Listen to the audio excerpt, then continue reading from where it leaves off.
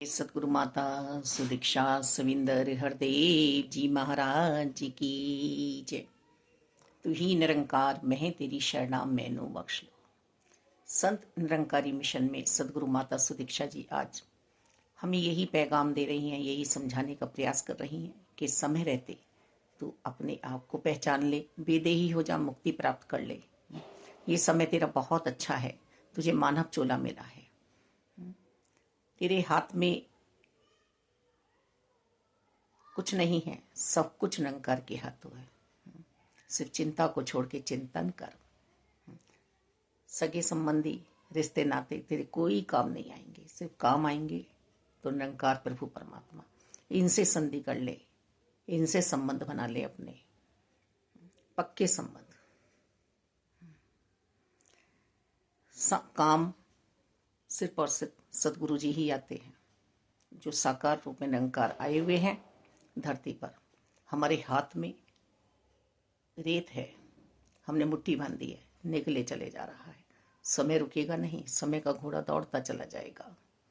समय की सुइयां आगे बढ़ रही हैं, पर मेरे सोच की सुई तो वही है ना। तो मुझे अपनी मुक्ति किस प्रकार करानी है? सेवा सिमरन सत्संग करते हुए। सत्संग सत्य का संग, शाश्वत निरंकार प्रभु परमात्मा हमें पता है सबको कि हैं, हमारे साथ हैं, पर दिख नहीं रहे हैं। बिन देखे की प्रीति नहीं करनी है, देखकर प्रीति करनी है। मानव मूर्ख बना हुआ है, अपने मूल की पहचान नहीं करता है, अपने जड़ को प्राप्त नहीं होता है, फुलंगों के पीछे पड़ा हुआ है। ये जो कुछ भी दिख रहा है ये मेरा होने वाला है ही नहीं, था ही नहीं मेरा।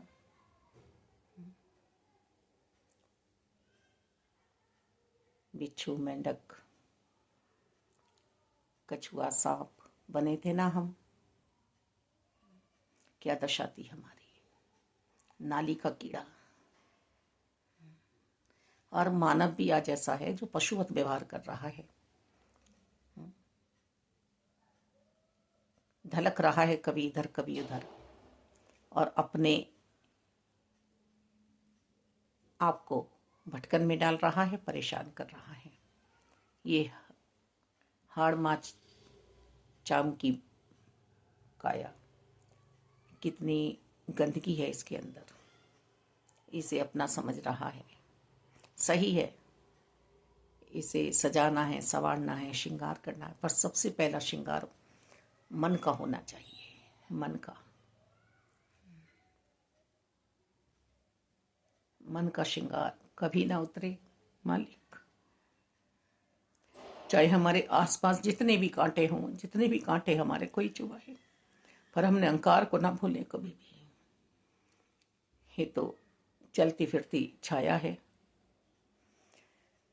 सुख दुख आते रहेंगे, देते रहेंगे, चुभाते रहेंगे कांटे। लोग जो खुद ही चुभन में है वो औरों को क्या दे सकते हैं।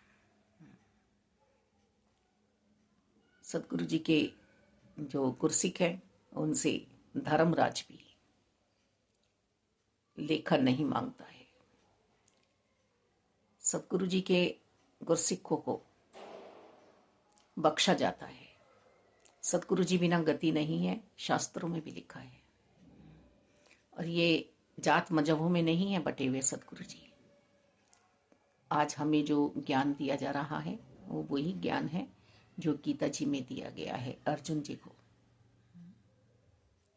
जिसे सुनते ही, जिसके प्रकट करते ही आत्मा गदगद हो गई। हाँ, यही तो है मेरा अंशी, इन्हीं से तो बिछड़ी थी मैं, इन्हीं को तो प्राप्त करना चाह रही थी।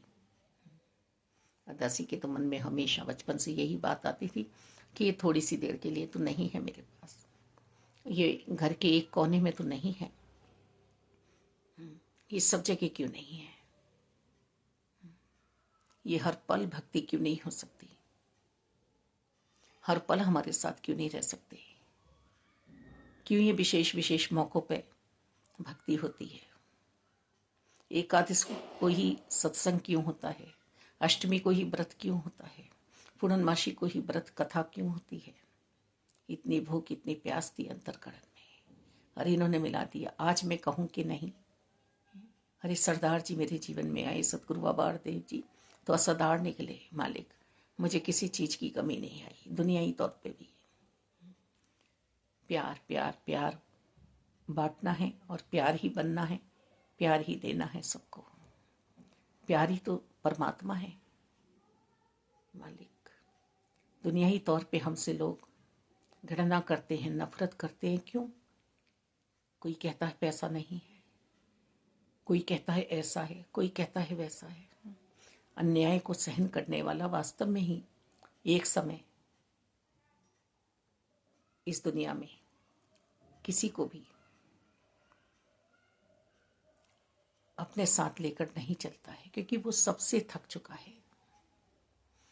अब सिर्फ वह परमात्मा के लिए जी रहा है, परमात्मा के लिए है उसकी सांसें, परमात्मा के लिए है उसकी जिंदगी। यदि अन्याय करने वालों ने अन्याय अभी भी नहीं रोका तो चले जा रहे हैं वो। संतों पे, पीरों पे, पैगंबरों पे उंगलियां उठी हैं और उठती रहेंगी। ईसा मसीह जी को देख लो, गुरु नानक देव जी को देख लो, भगवान कृष्ण को देख लो, भगवान श्री राम जी को देख लो। किस तरह से हमें अपना जीवन जीना है। इसी समय, अभी समय गया फिर हाथ नहीं आएगा, फिर पीछे पछताएगा। वास्तव में ही पछताना पड़ेगा। माता जी राम नाम के हीरे मोती बिखेर रही हैं, इन्हें हम चुग लें, अपनी झोली भर लें, अपनी झोली भरे हम। तू ही निरंकार, मैं तेरी शरणा मैनू बख्श लो। मालिक सब खुशहाल रहें, सब आनंद में रहें, किसी का बुरा ना करना मेरे मालिक दातार। सब खुशहाल रहें, सब आनंद में रहें, किसी के जीवन में कमी ना हो, कमी ना हो। संत मौज मनाते रहें, आनंद में रहें, भक्ति वाला जीवन हो सबका। धन्यवाद जी।